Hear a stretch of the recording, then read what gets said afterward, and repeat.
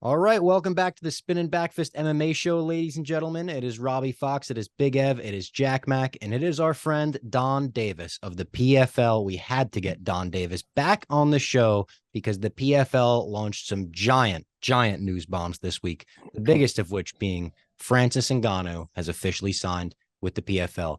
Donn, thank you for joining us again. Thank you for joining the show. How are we doing right off the heels of this big deal? Great to see you guys. Last time I saw you, you were mocking each other in that face-off down in Atlanta. So I'm glad to see you both survived that face-off. Thanks for having me. Absolutely. The biggest deal of the week, you would assume, is this Francis Ngannou deal. I know everyone's been asking you about it, but how did this come together? Biggest deal of the week? You guys are underselling me. What do I have Oh, to I'm do next sorry. I week? should have said the biggest deal of the Biggest month. deal The of the biggest deal year. of the year. Yeah. Give me the year at least so far. We've talked every 6 months or so together, and as you know, at PFL, our mission is to be the co-leader in MMA. And we're going to take ground every few months to continue to delight fans and to be the great home for fighters. And Francis is just another brick in the wall. We are delighted that he chose to come to PFL. He was offered more money to go elsewhere. We're paying him well, but what this deal was really about was everything other than money. Francis wanted to be part of our global expansion. He's chairman of PFL Africa. We'll talk more about that. He wanted his opponent to get paid well, to have the resources for training, and to be able to have the respect of fighting him. We're guaranteeing his opponent between $1 and $2 million minimum, depending on who that opponent is. And Francis wanted to have a real seat at the table to make sure we continue to make PFL the fighters' first place to be for the best fighters in the world. And he's a member of our Global Athlete Advisory Board. So the money we offered him was the same money UFC offered him. But those three things, in addition to the freedom to box, those were the agenda that was important to Francis. And like with all top fighters, we listen and we create a custom deal that meets their needs. And he's now here at the PFL. Was there ever a point where you thought the deal wasn't going to happen? Was it ever in jeopardy and you were worried about it? No. And I would never say that about any other fighter we've signed in 5 years. Wow. We started on this the day that Dana announced he released him. Now, we'd met Francis several times over the past 3 or 4 years. He'd come to 3 different PFL events. So we knew Francis as a human being, and we knew what kind of principled man he was, but we'd never talked fight business. We started talking about it that next day after he was released. And we listened to him for 3 or 4 weeks. And once we understood what he was looking for, and we outlined a comprehensive strategic partnership, not just number of fights times dollars, there was never a time that we didn't think we had a meeting of the minds. He wanted more time to explore and understand what he was doing in boxing before we inked this deal. But despite all that noise you've heard in the marketplace, all those offers, all those promoters chit-chatting, there was never a doubt in our mind. Was PFL Africa always something that you guys were planning on doing, or was it something that you saw and you're like, oh, we wanted to do PFL Africa, and now with Francis coming in, we're doing it no matter what? I know obviously PFL Europe's been a great success, but was PFL Africa always an idea that PFL had? Always an idea that we had, and always an idea that we would accelerate if Francis would become part of it, because his ability on 3 levels: recruit fighters, aid distribution and sponsors, and be a global ambassador to increase audience, would accelerate that being a priority market for us. So that was really slated for 2027. We moved it up to 2025 when he was able to become chairman of that. But our vision, as you guys have heard from us, the Champions League of MMA, to be the first true connected global network. As you know, 80% of the 600 million MMA fans, not in the US, 80% of them are somewhere else. So it's much like soccer. As you know, there's 10 soccer leagues around the world. Why? Fans want to have their own local heroes. They want to watch them locally. They want to have 10 p.m. prime time on the weekends regionally. And whether it's the PFL or the UFC, most of those events are live in the middle of the night. And they only get to see one event maybe every 3 years live in the arena. So we want to take the product to the fans structurally and systematically all the time, live there. And so that's our vision of international, far different from the UFC vision. So PFL Europe was the first, 4 events, same as here, single elimination. You become champion if you win in advance enough. That's our vision for the other 7 leagues. And we put a stake in the ground last week that we will have 6 international regional leagues by 2026. The winners of each will fight each other, the Champions League of MMA. The winners of each will immediately get a contract into PFL Global. So think of this as the first system, whether in baseball, there's single A, double A, triple A, and majors. Now at MMA, if you're starting out, you could start out at PFL Africa, and you could win in advance and punch your ticket to Challenger Series of PFL or Global League at PFL. And fans, no matter where you are, you're going to have a PFL product that's the best production value and the best fighters at that level. So this network effect of, regardless of a fighter or fan, you'll be able to touch and see and be part of PFL in the next 2 or 3 years worldwide. So do you see, obviously his, obviously listen, no one can fight forever. So in part, as far as the deal with his being on the advisory board and the chairman of the PFL Africa, is that deal in terms of the literature of the contract, is that more like long-term than obviously Correct. just than his fighting? Yeah, smart question. So think of it as fight contract. Francis has been very, very public. He wanted a lot of flexibility. Like LeBron was the first one to say, hey, let's all sign 2-year deals in the NBA to create flexibility. And he changed the sport for basketball athletes. Francis did the same. He goes, hey, I want to sign 2-year deals, 3 fight contracts. We said, that's fine. So his fighting contract, is 3 fights, 2 years. His business partnership with us is forever. And that covers essentially the 2 things we've talked about. His global advisory board, but more importantly, the chairman of PFL Africa. That business, we believe we could build to $1 billion business, but that's going to take a decade. But we're the first to truly develop that continent. And that's going to all take us a decade together. So 2 different parts of that deal that, once again, 2 different timeframes, and behave 2 different ways, custom suited for the PFL and for Francis. When it comes to boxing, we know that's been a big point for Francis, the big point of him wanting that in his contract, obviously. But as MMA fans, as PFL fans, we want to see him in the cage ASAP. Were you the same way when talking about this? Were you trying to get a PFL fight before a boxing fight, or was that all up to Francis? We were respectful. He did make it clear he wanted to box in 2023. We said, all right, let's have our deal start in 2024. So that was part of the initial construct of the deal. We'll be hands off, let you run your boxing business, and you're going to have 1 boxing first in 2023, and then we'll move to MMA. So that was his vision of his career, and we respected that. And when it comes to someone like him boxing, or say someone even like Jake Paul boxing, who you have under that mixed martial arts contract, there is no involvement from the PFL on the promotional side of that, right? There's not. Most of that business in boxing, as you know, is quite different. Yeah. Dana 5 years ago said, I'm going to start UFC boxing. That was 5 years ago and it hadn't happened yet. And that's because Dana's a smart guy. He understands that business is very, very different than the MMA business. So we're respecting that, whether it's Jake or whether it's Francis, they have their boxing business, and we'll be hands off. I respect that. Do you think part of you guys making the deal together, Francis asking for all these things that a lot of people saying a smart businessman would ask for, does any part of you as a businessman yourself look at his asks and maybe view them as more rational than some of the other promoters? Look, as my 92-year-old dad says, every business is easy until it's yours. So I respect other people's business decisions. Look, a lot of the internet is into winners and losers, whether it's football trades or whether it's the Francis Ngannou trade or deal. I view this as win, win, win. This is a great deal for Francis for all the reasons it's discussed online and social.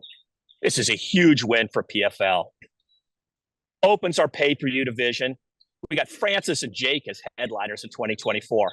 Probably the 2 most exciting fights you could ever have, other than Connor, who's still a sensation. It brings a huge audience draw to our media product. It is going to bring in other fighters you've seen who see the way to another great platform in the PFL.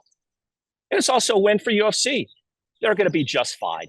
They made their business decision, and they're still the leader in the game. So a lot of people want to make this winners and losers.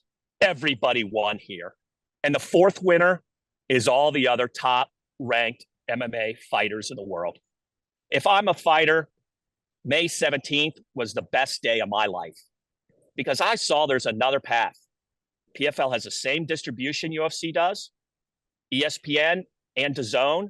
ESPN in terms of pay-per-view in the US, DAZN in terms of pay-per-view internationally. We're in 150 countries on media. UFC's in 150 countries on media, and we have the same production and the same platform capabilities they do. Hey, I'm a top fighter. Do I like the UFC? Do I want to check out the PFL? I have two choices. And I used to only think I had one, or I had to step down. I don't have to step down anymore. I have two great premium choices. So to me, that's the fourth winner in this deal. The other top 10 ranked fighters in all the weight classes around the world. PFL is open for business in a premium way. You have a great option. Looking at Francis, one of his first comments right after was, "I'm the baddest man on the planet," which you could easily argue. And then obviously we saw John Jones immediately say, "Well, you saying that you're the baddest man on the planet from across the street is a little bit, there was a tweet here and there." Do you think, could you ever see a John Jones, Francis Ngannou fight? That may be so far-fetched, but it seems as if that's the fight that, if we're as us, we're fans here, obviously. We're fans of the PFL and the UFC, but I mean, I've seen the Photoshop edit of Francis and John Jones across from each other, and I mean, it gets the juices flowing, even though knowing it's fake. But is that anything that you guys have ever thought about? I mean, obviously, probably it's in your mind, but is it something that fans could ever look forward to? You guys have heard this from me several times before. A lot around Cyborg and Kayla Harrison would be a similar answer to this. The PFL is on the side of MMA fans. We look at the MMA market much differently as a disruptive, innovative entrant. We want the fans to win, because if the fans win, it tends to be good for business for everybody. I've built dozens of companies in 3 decades, and every time I focused on the consumer, everybody won. That gets lost, I think, in the history of boxing and MMA. It's very parochial, very closed, very territorial. Most of the people in boxing and MMA have never built another company. They're insiders. Every company I've been around, Sport Radar, DraftKings, AOL, Sweet Green, the salad company, we win by focusing on the consumer, in this case, the MMA fan. So our answer is yes. Yes, and yes to every question you would ever ask, because it's around the MMA fan. Would we give John Jones a mega deal? Yes. Would we co-promote with UFC? Yes.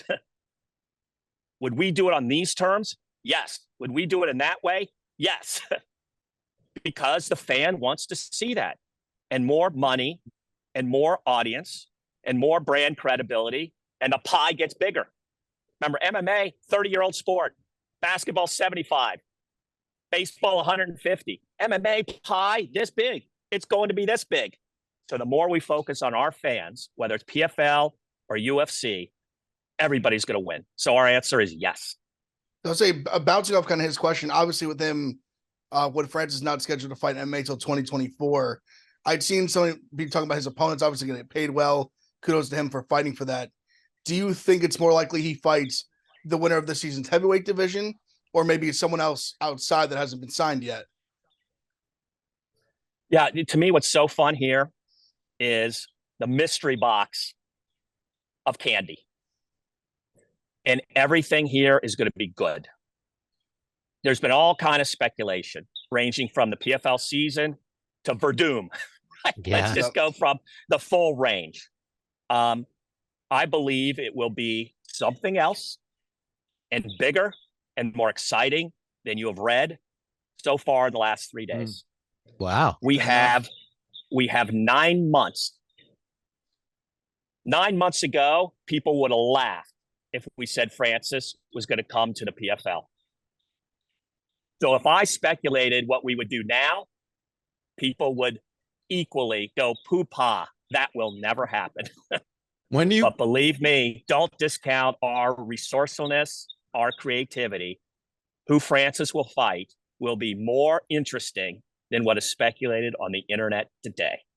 When you were in here, I think around a year ago, or maybe even longer, you were telling us about there's a lot of free agents on the radar, and we sometimes know the exact details. It's not as well reported on as the NFL or NBA because those contracts are a lot more public. But you told us that, and I remember thinking in my head, oh, I wonder who he's talking about. Do you have a big board of sorts where you kind of look at, it's like, oh, this guy has, from what we know, 2 fights left, 1 fight left, and then it's, and also another question, was Francis on that big board? I know you're interested in every fighter because the consumer is interested in every fighter, but when you told us free agency is going, there's going to be big fighters and their contracts are going to end, was Francis on the top of your mind when you were saying that? He was not on the top of our mind, but he was on the board. There's 2 things necessary, and they're somewhat obvious, but just to restate them. We're tracking every top 20 fighter in the world. Top 10 for the obvious reasons. 11 through 20 because many are on the rise. So many will be top 5 by the time their contracts are up. So of 100 fighters that we want in the pay-per-view division, we'd want to sign every one of them. What's the barrier to that? Half of them are very comfortable company men. They want to stay where they are now, or company women. So it's just like employees. They like it where they are for whatever reason. Mm-hmm. So in dating, you need 2 people to date. But the other half are interested in an option for whatever reason. More money. They don't like their employer. They want to become champion. They don't think they can. They have a beef. They want more profile. And of those, they're all free agents every 3 years. So that's the pool that's available to us. And we are going to be more aggressive than people can think and create more custom deals than any other company. And that's what differentiates us. The bigger player in the market, as you get bigger as a company, and I've been at big companies, you have to do business one way. You're not there to tailor yourself to individuals. You have a set model. It's not just a set amount of money, it's a set program. We do things a certain way. At PFL, we're here to meet the individual needs of the biggest stars in the world, just as we outlined earlier about Francis.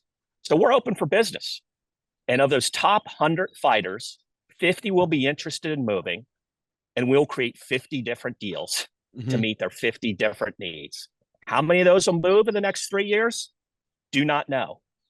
But it ain't gonna be 0. It won't be 50. It'll be somewhere in between. And to me, that's why this is the most exciting time to be a fan or be a fighter. So speaking of stars that are free agents, I guess I'll ask it point blank. Have you guys spoken to Nate Diaz at all? And you guys know me, unlike also other people, other promoters, we're super respectful of other companies and other fighters and other managers. We don't talk to people who are under contract, and we don't even talk in the press about what we're doing. And you know, so I want to continue with that posture, and we think that's good for the sport. Fair enough. Fair enough. He's just a guy, obviously a big star. Fans would be curious, but I appreciate it. And when you're looking to put together these super fight pay-per-views, obviously, like the debut of a Francis Ngannou, do you look at that and say, we'll do the debut of Francis Ngannou on this card and the debut of Jake Paul on this card? Or are you trying to put together like the biggest overall card possible, get them together? Yeah, look, it's a question that we don't know what will be the best cards for 2024. But what we do know is each card, we want to blow away the fans. We're only having 2 a year. Yeah. We've announced that for 2024 and 2025, we're only going to do 2 pay-per-view super fights a year. So this is not about volume. This is not about how can we stamp these out and drive buys and money. This is about how can we create an experience that people do not want to miss. And so what we are doing over the next 6 months for the remainder of 2023 is we're signing the right fighters for the right cards. But what we'd like to do is not just live off co-mains. That's the model. I'm going to live off co-mains. We want people to say, I want to see 4 or 5 fights on that card. Mm-hmm. I want to see that card, not that one fight. And so I think you're going to see us do much more depth of interesting fights than the other guys, but we're going to do true spectacles and make them the best that you're possibly going to see. Was there a reason that you guys skipped the pay-per-view in 2023? Yeah, for us, we took a step back and we said, are we here? Are we here? Just what I said we wanted to deliver? Can we do that? We said we're not ready to deliver that yet. So Not ready to deliver that yet. Do you see any fighters that are currently in the season format potentially fighting in the pay-per-view, like a Burgos, for example? It's a big name. Or like I know Kayla Harrison took this year off, obviously she's done it before. Do you see any of those fighters fighting on these pay-per-view cards? Look, I think it's possible in the future because, certainly, Kayla has migrated and become a star of that magnitude. Got to have the right matchup, obviously. So I don't want to say never, but I think people have to establish themselves as, hey, I'd pay to see that guy, even if it was the third fight on the card. So I think that's something now that we have a season format that creates meaning out of every fight. We don't have to force anything. And if somebody like a Brendan could fight a Patty, well, I'd like to see that as a third fight on that card. Boy, those are 2 best UK fighters. They got different styles. They both mouth off. That'd be super interesting. So I think we're very open to how fighters develop, not only their fighting styles, but the personalities, and allowing them to be part of that, and not pigeonholing anybody. But I think our biggest focus now is recruiting here. Yep. Yeah. What are you looking forward to on the horizon on this PFL season, this season? The next 3 fights, for those who don't watch a lot, we just finished the first 3 fights of the regular season. Call it the first half of the regular season. Now we're going to the last 3 fights, the second half of the regular season. Every one of these are game 7s, right? Because you know what you have to do as a fighter in that fight.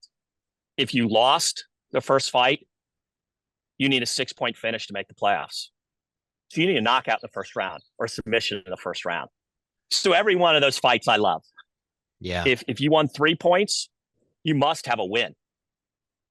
So every one of these fights is desperate in a really good way. So the second half of the regular season is actually my 3 favorite fights, because whether it's fight 12, fight 6, or fight 1 on the card, they're all the same. They're all game 7. So I love it for that reason. There's a sense of urgency that you don't get elsewhere. Desperation.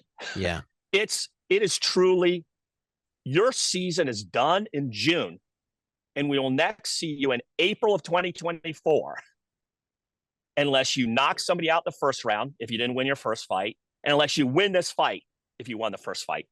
So to me, I love that. See you in 9 months, unless that happens in June of 2023. So I love that. 3 weekends in a row in June, all coming out of Atlanta, all primetime on ESPN. I like that desperation of almost late innings of a game 7 or fourth quarter of a game 7 of the NBA is all those PFL 4, 5, and 6 fights in June. Absolutely. I can't wait for them either. Hopefully we'll make it out to an event this year. We'll get to the overtime arena.